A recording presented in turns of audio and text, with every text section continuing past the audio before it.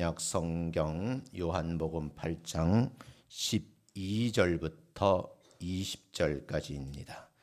한 목소리로 같이 한번 읽겠습니다. 12절입니다. 시작. 예수께서 또 일러 가라사대 나는 세상의 빛이니 나를 따르는 자는 어두움에 다니지 아니하고 생명의 빛을 얻으리라. 바리새인들이 가로되 내가 너를 위하여 증거하니 내 증거는 참되지 아니하도다. 예수께서 대답하여 가라사대 내가 나를 위하여 증거하여도 내 증거가 참되니 나는 내가 어디서 오며 어디로 가는 것을 알미오니와 너희는 내가 어디서 오며 어디로 가는 것을 알지 못하느니라. 너희는 육체를 따라 판단하나 나는 아무도 판단치 아니하노라. 만일 내가 판단하여도 내 판단이 참되니 이는 내가 혼자 있는 것이 아니요 나를 보내신 이가 나와 함께 계심이라. 너희 율법에도 두 사람의 증거가 참되도 기록하였으니 내가 나를 위하여 증거하는 자가 되고 나를 보내신 아버지도 나를 위하여 증거하시느니라. 이에 저희가 묻되 내 아버지가 어디 있느냐? 예수께서 대답하시되 너희는 나를 알지 못하고 내 아버지도 알지 못하는도다. 나를 알았다면 내 아버지도 알았으리라. 이 말씀은 성전에서 가르칠 때에 연복의 앞에서 하셨으나 참는 사람이 없으니 이는 그의 때가 아직 이르지 아니하였음이로라. 아멘. 옆 사람하고 같이 한번 인사합니다. 만나 뵙게 돼서 반갑습니다 합니다. 다시요. 건강의 복을 받아 누리시기 바랍니다 라고 인사합니다. 다시요. 우리 집안에 좋은 일이 일어날 줄로 믿습니다 라고 인사합니다. 자, 오늘은요, 이 본문 말씀을 제가 한번 스토리를 구성해서 설명을 하고 말씀을 좀 나누도록 하겠습니다. 예수님은 예루살렘 성전에서 하나님의 말씀을 나누고 계셨어요. 가르쳤다는 말이죠. 근데 그 무리에서 조금 이탈해서 다른 한 무리 가운데 서서 오늘 본문 말씀을 선포하신 거예요.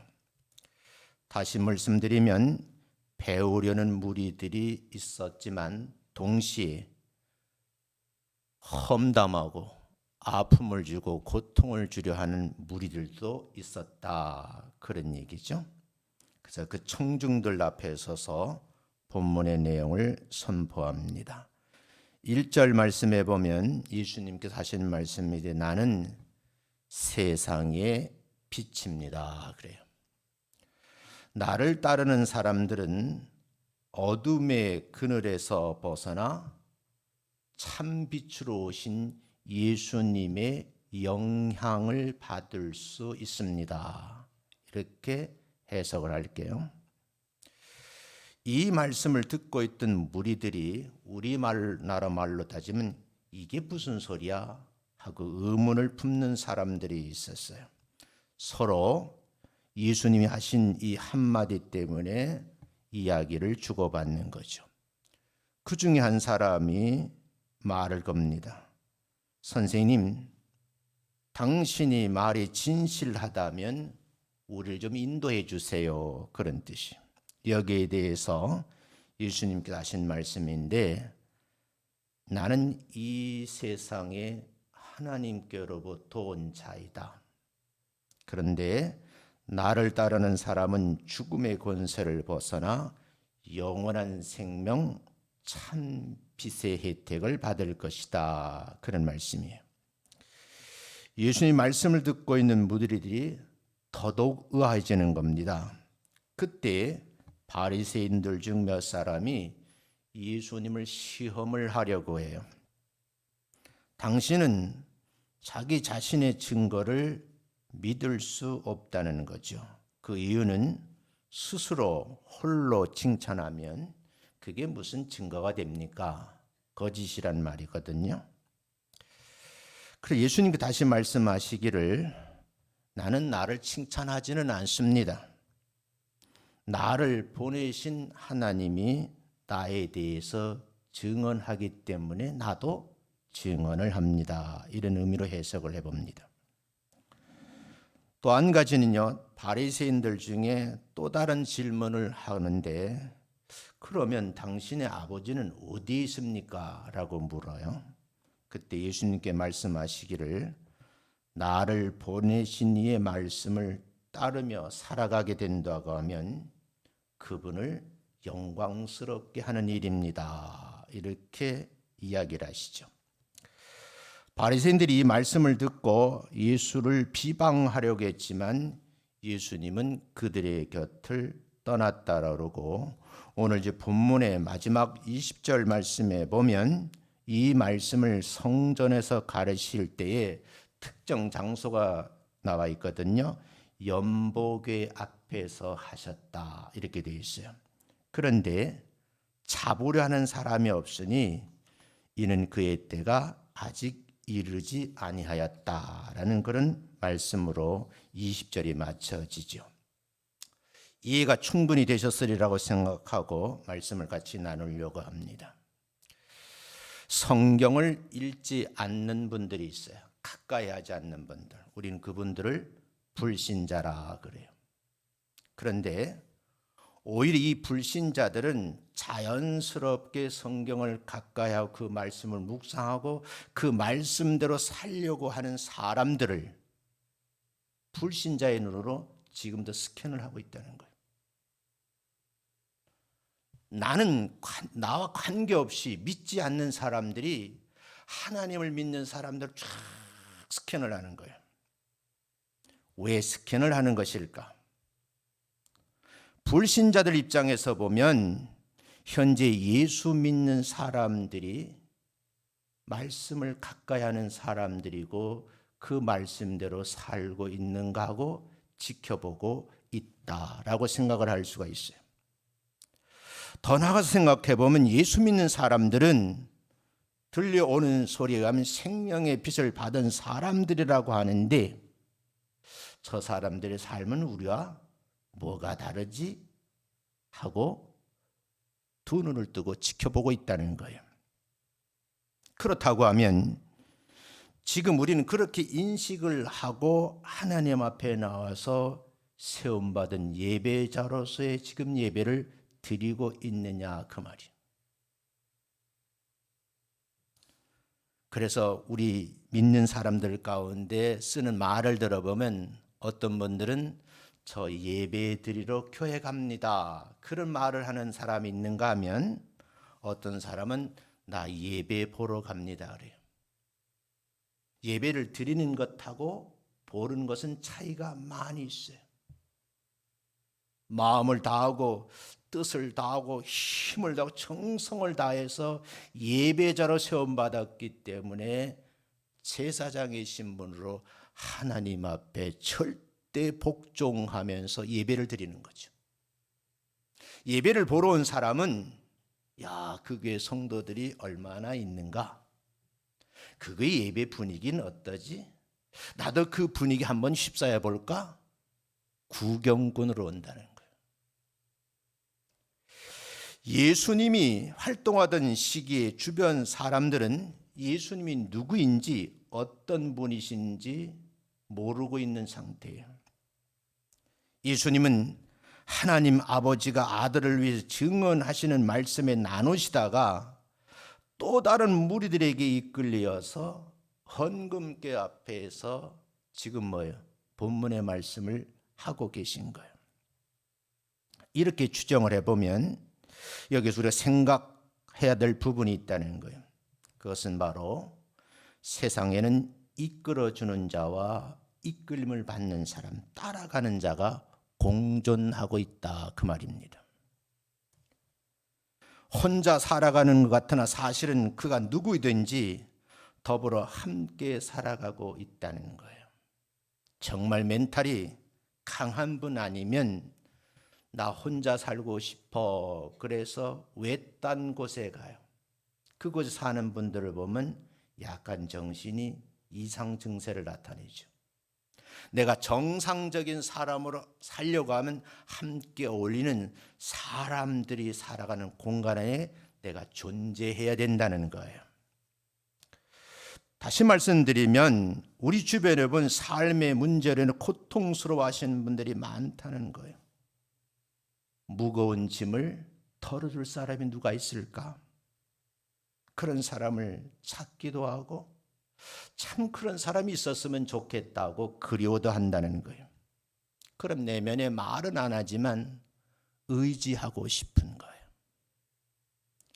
삶의 방향을 정할 때에도 전환하고 싶을 때에도 누군가와 마음속의 이야기를 정말 나누고 싶은데 그런 상대방이 없다고 토로하는 분이 있어요.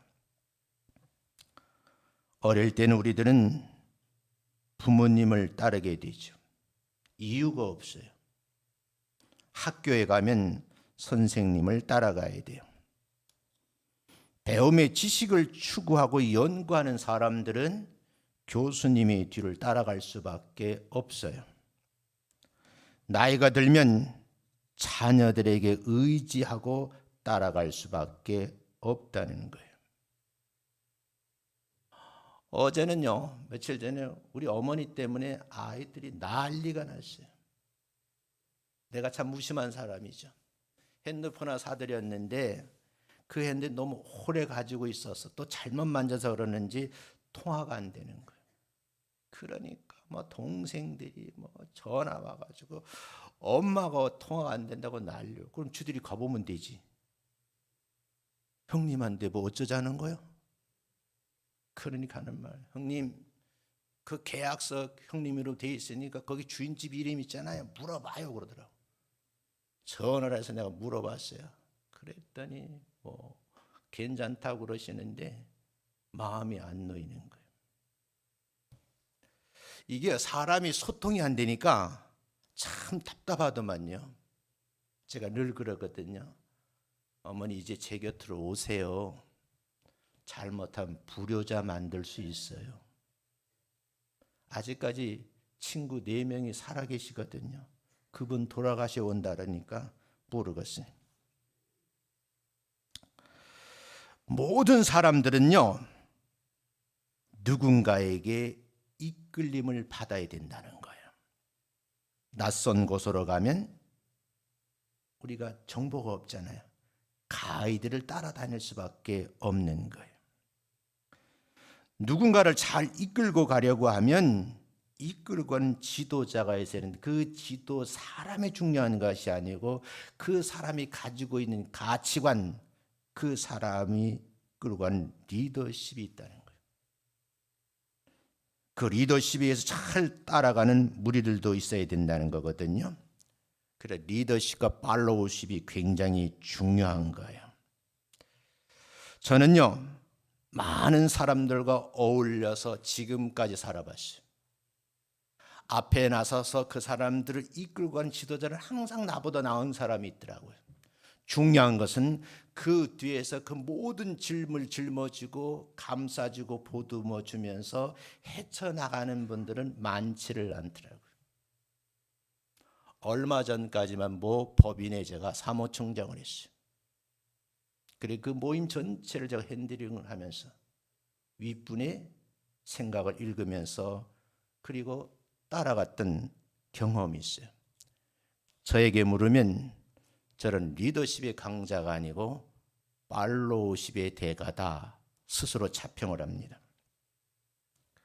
다른 사람들과 어울리는 사람, 주어진 일에 협력하고 따라주는 팔로우십에 능한 사람들이 교회 안에 많아야 그 교회가 행복하다고 말하고 그 교회 성도들이 웃음이 끊기지 않는 거죠. 여러분들은 예수님이 리더십을 발휘한다고 하면 그 말씀에 따라가며 행복한 노래를 부르는 성도들이 되시기를 주의 이름으로 축원합니다. 신앙인이 세상에서 믿음의 리더십을 발휘하면 어떻게 되는가? 본문 말씀에서 한번 찾아보려고 그래요. 지금까지 설명한 이론과 원리에 의하면 예수님을 잘 따르는 사람이 세상에서 영적 리더십을 발휘하는 사람과 동시에 팔로우십에 아주 능한 사람들이다. 이렇게 저는 평을 하고 싶습니다. 자, 그렇다고 하면 오늘 본문에서는 이 내용을 어떻게 설명하고 있는가에 대해서 여러분과 함께 말씀을 좀 나누려고 그래요. 이 말씀을 나누면서 여러분들에게 은혜가 되었으면 좋겠다 하는 생각을 해요. 대지를 4대지로 나눴거든요. 설명을 하면서 시간에 좀 맞춰보도록 할게요. 첫 번째, 어둠 속을 헤쳐 나가게 하시려고 참된 빛이신 예수님이 이 땅에 오셨다는 거예요. 하나님의 보내심을 받았다고 그러잖아요. 이 땅에 오신 예수님께 하신 말씀은 내가 세상의 빛이다. 근데 그게 뭐래요? 참 빛이라고 말해요.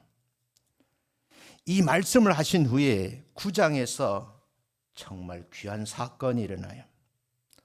어릴 적부터 앞을 볼 수 없는, 우리가 말하면 장애를 가진 사람이.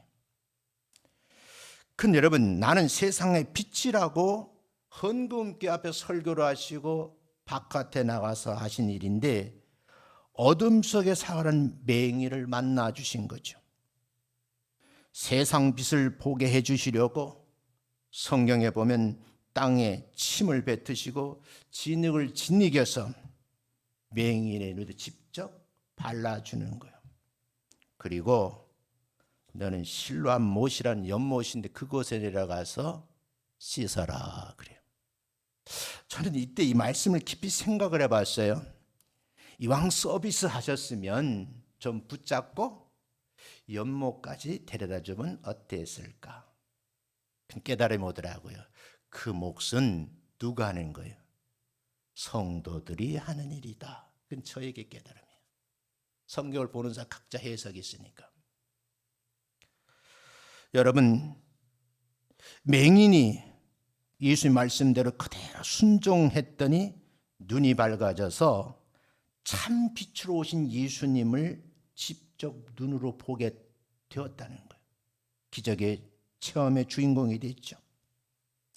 여기서 하나 깨달음은 누군가를 따른다는 것은 그의 말에요 순종한다는 말의 의미도 돼요. 여러분, 이 맹인이 어둠의 그늘에 벗어나 밝은 세상을 예수님 때문에 보게 됐는데 예수님을 보게 된 이후로부터 그는 자기 생애를 마칠 때까지 예수님만 따라하는 팔로우십의 전문가가 됐다. 저는 그렇게 생각하는 사람이에요. 이 말씀을 전하면서 교회를 쫙 뒤돌아봤어요. 성도들 생각 눈물이 나더라고요. 나 같은 사람을 담임 목사로 인정해주고 평생 제 곁에 있는 장로님들, 집사님을 생각하니까 눈물이 나. 어떤 사람들은 기분 나쁘다고 뭐가 어쩌다고 불평을 하면 다 목사님 곁을 떠나는데 끝까지 남아있는 분들이 있어요. 그래서 기도가 나오더라고요. 하나님 함께 천국 가게 하옵소서. 사랑하는 성도 여러분, 방향 설정이 어렵고 길을 찾아갈 수 없는 맹인에게 찾아 나가서 땅에 침을 뱉으시고 진흙을 이기셔서 눈에 발라주시고 실로암 연못이라는 것을 안내까지 해줘요. 그러면 어둠이라는 게 무언가? 하나님이 알려주신 은혜와 생명의 원리를 모르고 있는 사람, 지금 예수님의 쫙 스캔하는 무리들이 맹인들이에요. 하나님의 나라에 대해서 아는 게 없어요. 영원한 천국 하나님의 집을 찾아가는 방법을 몰라요. 그래서 예수님은 참 빛이 되셔서 이 땅으로 오셔서 천국을 안내해 주시는 거죠. 하나님 모르는 사람들에게 찾아오셨는데 본문에 보면 시비를 걸고 따지고 모함을 하죠. 여러분, 그럼에도 불구하고 당당하게 헌금교 앞에서 그렇게 반대하는 무리들 앞에 대해서 나는 참빛이다라고 증언하는 모습을 보면서 여러분과 제가 일평생 살아가면서 이 역할을 해야 되지 않을까 마음에 감동이 오시면 믿음으로 아멘 그렇게 될 줄로 믿습니다. 두 번째, 예수님은 참된 증언을 하시기 위해서 이 땅에 오셨다라는 거예요. 성경을 스토리 읽어보면 그 내용이 예수님은 세상의 빛으로 오셨는데 여기서 함축된 의미는 그러기에 나를 어떻게 팔로우하라는 거예요. 예수님을 따르게 되면 어둠의 길에 다니지 아니하고 생명의 빛 그걸 받는다. 보면 얻는다라고 그랬잖아요. 그 빛의 혜택을 누리게 되면 그 그늘에서 일평생 영향을 받을 뿐만 아니라 어디에 가서 천국까지 가서 영향을 받는다는 거예요. 어둠의 영의 지배를 받지 않으려고 하면 생명의 빛을 비추시기에 오신 예수님 품 안으로 다가오셔야 된다. 그런 말씀으로 이해를 하시면 도움이 될 것 같아요. 자, 이 말을 들은 바리새인들이 강하게 반발을 하면서 반박을 합니다. 참 빛이시라고요? 하나님이 스스로 증언한 가짜라고 바리새인 성경 구약 성경 능한 자들이니까 반론을 펴는 거예요.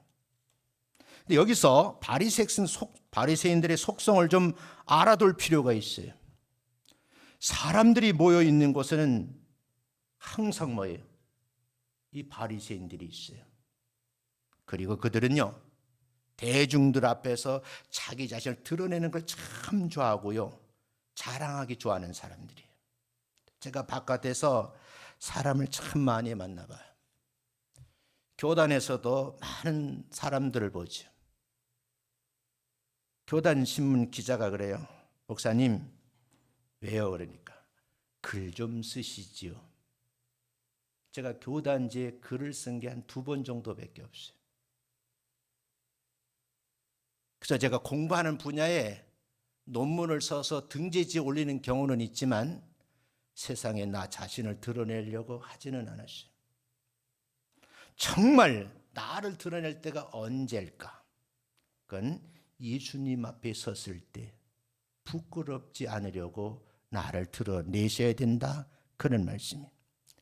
누가복음 11장 43절을 보면 이렇게 말씀을 하셔요. 화 있을진저 너희 바리새인이여 너희가 회당의 높은 자리와 시장에서 문안받는 것을 기뻐하는도다. 높은 자리에 앉아서 모든 사람들이 칭송하는 소리를 듣고 싶어하고 시장거리에 앉아서도 문안하는 음성을 듣고 싶어하는 사람들이 누구라는 거예요? 바리새인들이라는 거예요. 이들은 한마디로 말하면 자기 자랑을 잘하는 사람들이. 그런가 하면 두 번째는 이 사람들은 남들이 하는 것을 보고 이걸 비판도 하지만 자신이 하는 것을 보고는 드러내기를 원하는 사람이에요. 누가복음 18장 9절부터 14절에 보면 바리새인하고 세리가 기도하는데 이 기도의 내용을 비교하고 있어요. 9절에 보면 또 자기를 의롭다고 믿고 스스로 자기는 의롭다는 거예요. 그리고 다른 사람을 멸시하는 자들에게 비유로 말씀을 하셨어요. 두 사람이 기도하러 성전에 올라가셨다는 거예요. 밝혀지고 있거든요. 한 사람은 바리새인이고 한 사람은 세리예요. 먼저 바리새인이 기도하는 모습이 기록되어 있어요. 바리새인은 꼿꼿하게 서서 기도하는데 하나님, 나는 다른 사람들 곧 토색하는 자, 불의를 저지르는 자, 간음하는 자들과 같지 않습니다. 이 세상은 도덕이에요.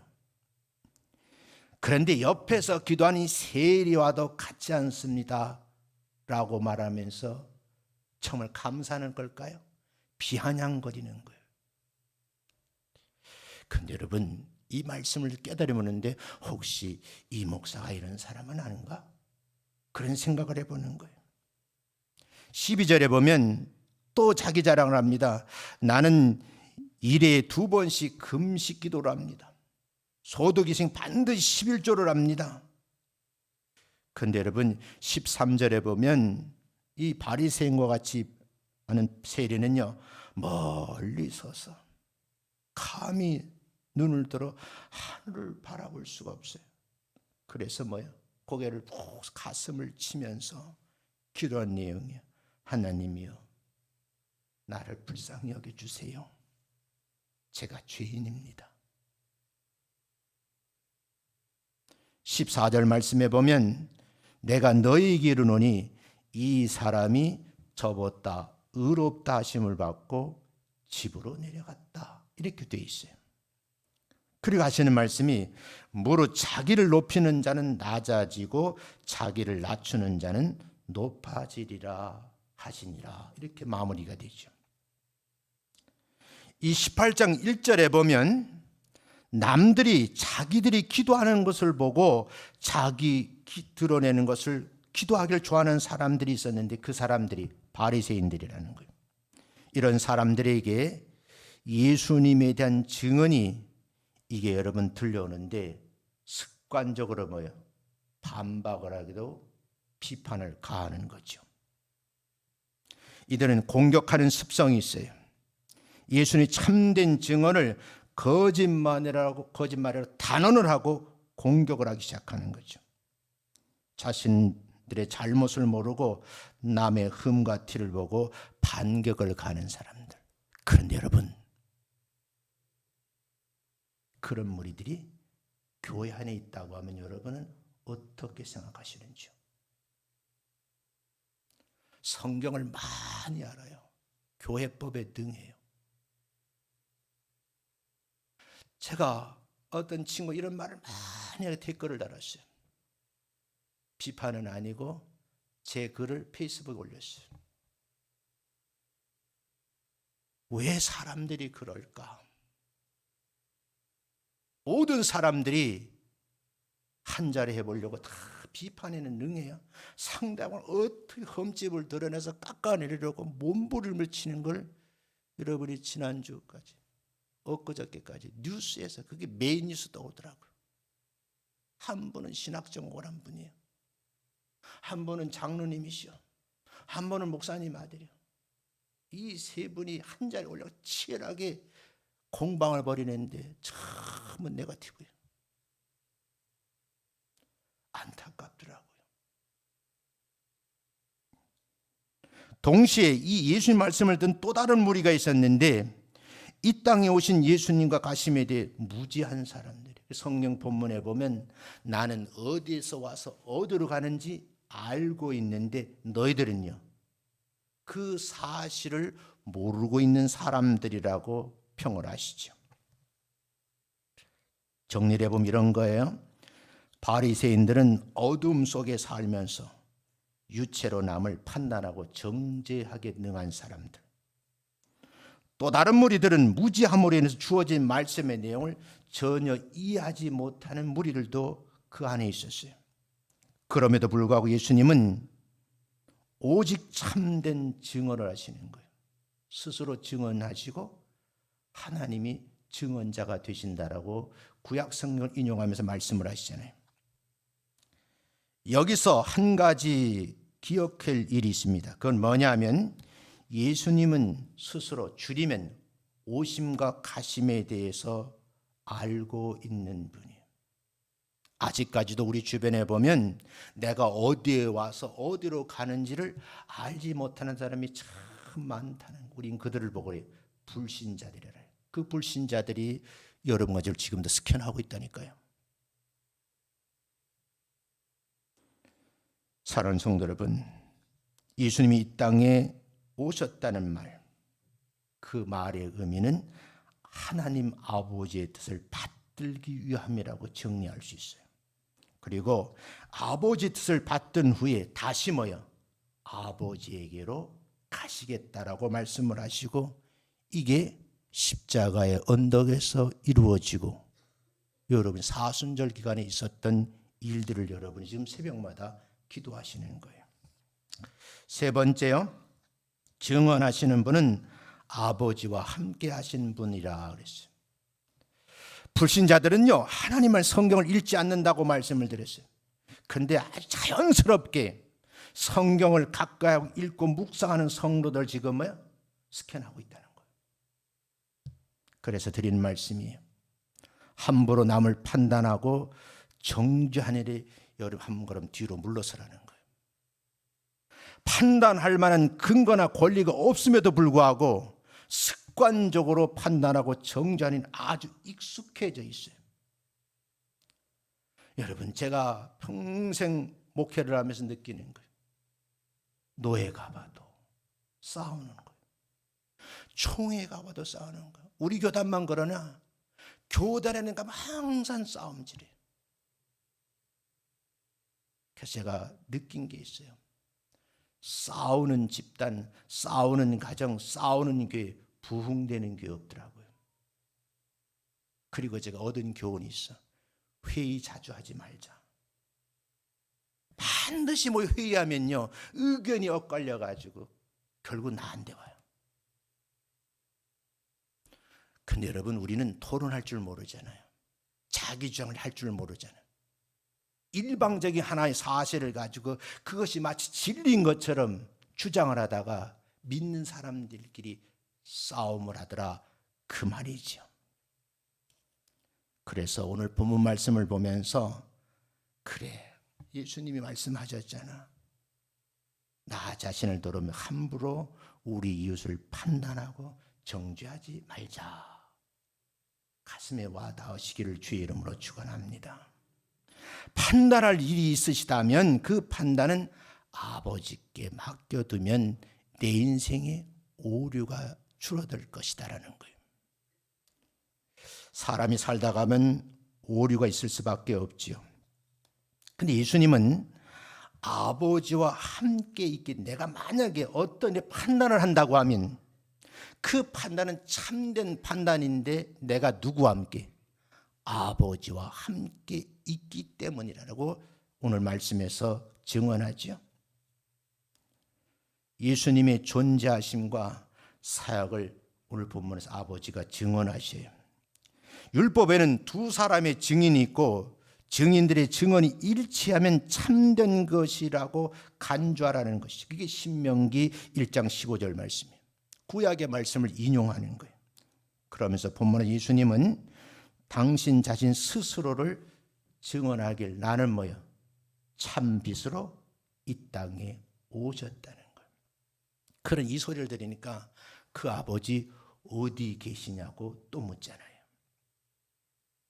한 가지 사실에서 예수님 동시에 증언함으로 예수님의 증언이 참됨에 대해서 확증하고 계신 거예요. 아버지가 예수님을 증언한다는 말은 예수님이 아버지와 함께 계신다는 거예요. 그래서 이걸 영어에서는요, 저는 지금 이곳에 존재합니다. 그리고 나서 with라는 말을 써요. with God. 함께 하시는 분이 하나님이라는 거예요. 네 번째, 마지막 말씀드릴게요. 성부와 성자는 때를 따라 일하시는 분이라는 거예요. 바리새인들은 예수님 말씀을 다 듣고 또다시 반박을 해요. 그러면 내 아버지가 어디에 있냐고 질문을 해요. 이 질문에 뭐라고 답을 하시는가? 14장 10절 11절에 이렇게 말씀을 해요. 내가, 예수님이죠. 내가 아버지 안에 있고 아버지께서 내 안에 계심을 뭐하라래요? 믿으라 그러죠. 그렇지 못하겠거든 행하는 그 일로 인해 나를 믿으라. 지금 예수님이 공생의 사역에서 예루살렘 성전 하시는 이 모든 일들을 바리새인처럼 비판하고 정죄하지 말고 뭐하라는 거예요? 믿으라, 그 말이에요. 12절에 보면 내가 진실로 진실로 너희에게 이르노니 나를 믿는 자는 나의 하는 일도 저도 할 것이요 또한 이보다 큰 것도 하리니 이는 내가 아버지께로 감이라. 그래서 여러분, 부활 사건 이후에 이순신자들이 예수님이 하신 일을 그대로 재현을 하는 거죠. 그게 사도행전입니다. 예수님 말씀을 들은 바리새인들은 예수님의 아버지의 정말 귀한 뜻을 가진 사람들인데 그 아버지가 어느 장소에 있느냐고 묻는 거예요. 어디에 있냐고. 그런 예수님의 대답은 어땠을까요? 예수님과 바리새인들 사이에는 이 생각의 차이가 있어요. 예수님 바리새인들은 당신을 잘 모르고 아버지도 잘 모른다고 답을 하셔요. 만약에 아버지가 보내신 예수님을 아들이라고 알았다라고 하면 아버지도 알았을 것이다 라는 논법을 사용해요. 우리가 하나님을 잘 알려고 한다고 하면 제일 중요한 것은 하나님의 아들이신 예수님을 잘 알아가는 거예요. 그게 뭐예요? 예배 속에서. 제가 신학교 다닐 때 양영주 교수님이 그래요. 제군들아, 너희들이 교회에서 쫓겨나지 않고 평생 목회할 방법이 있다. 유명한 설교하려고 그러지 말고 강단에 서면 예수님 얘기 시작해서 예수님 이야기로 끝나면 네 목회 일생이 편할 것이다 그러더라고요. 이 설교 한 편 속에서 예수님의 이야기가 빠지면 그거는 세상 사람이 만드는 만담이에요. 사랑하는 성도 여러분, 우리가 하나님을 더 알고 싶으면, 하나님 의도하심을 깨닫고 싶으면 말씀 읽고 묵상하고 그 말씀대로 몸부림 살려갈 때 세상 다 스캔하다가 저 사람이 진짜 저렇게 예수 믿는 거구만. 오늘 그 사람이 마음이 움직여서 동네에 있는 교회 한번 가볼까 하고 교회를 찾아오는 거예요. 이 사람들 누구 고은에 찾아온 것이 아니라고요. 예수 믿는 사람들 잘 보고서 깨달음이 온 거죠. 스스로 교회에 찾아오는 분들이 있어요. 사랑하는 성도 여러분, 우리가 이 말씀을 보면서 여러분에게 주어진 사명이 있다 그 말이에요. 믿으려 한 사람들에게는 예수님 말씀이 들려져요. 아버지가 믿어지는 거예요.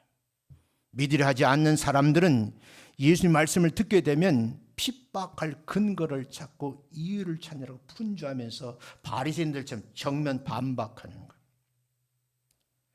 제 생애에 있어서 앞으로 그런 일이 없었으면 좋겠는데 제가 특별히 기도하는 분들이 있었어요. 저분 참 예수 믿었으면 좋겠다. 그런 마음을 품은 것이 그의 부인이 찾아와가지고 예수 잘 믿는 분인데 저보고 그래, 목사님 우리 남편을 좀 교회로 인도해 주세요. 제가 여러 번 권유했어요. 그래서 억지로 따라서 교회를 갔대요. 근데 그 다음에 저를 찾아와는 말이, 이 목사님 나는 교회에 앉아 있는데 첫째 너무 졸리다는 거야. 두 번째 무슨 소리인지 하나도 모르겠대. 그리고 그 예배 시간이 얼마나 긴지 이게 내가 감당하기 힘들다는 거예요. 그리고 어느 날 전화가 왔어요. 만나고 싶다는 거예요. 그래서 고대 병원에 갔어요. 예수 믿지 않는 상태예요. 그런데 그분이 마지막 숨을 몰아쉬면서 내가 생각나더라는 거예요. 그럼 하는 말이, 이 목사님 내가 이제 몇 시간 하면 죽을 텐데 기도해 한번 해주면 안 되겠어? 기도해주고 병원문을 나오면서 내가 눈물을 냈어요. 왜 똑같은 생명의 말씀을 내가 전해줬는데 어떤 사람은 예수 믿고 집사가 되고 장로가 되고 권사가 돼서 저렇게 즐거운 인생을 사는데 그 부인이 평생 그렇게 기도했는데 왜 저분은 말씀이 그렇게 가슴에 들어오지 않지? 그분이 돌아가신 후에 많은 시간이 지나 내가 곰곰이 생각을 해봤어요. 그의 수성이 뭐예요? 바리새인처럼 반박할 거리를 찾아요. 비판하려고 그래요. 그 남을 정죄를 많이 해요. 그러면서 내가 깨달음이 뭐냐 하면 그래 그렇지. 비판하고 정죄하고 뭉거뜨리는 일은 예수 믿는 사람들이 하지 말자 하는 깨달음이에요. 오늘 이 말씀을 함께 들으시면서 여러분 하나님 앞에 참비스러우신 증언의 말씀을 들으세요. 이게 하나님의 오면 계획입니다. 하나님의 섭리에 순종하시는 여러분 되시기를 주의 이름으로 축원합니다.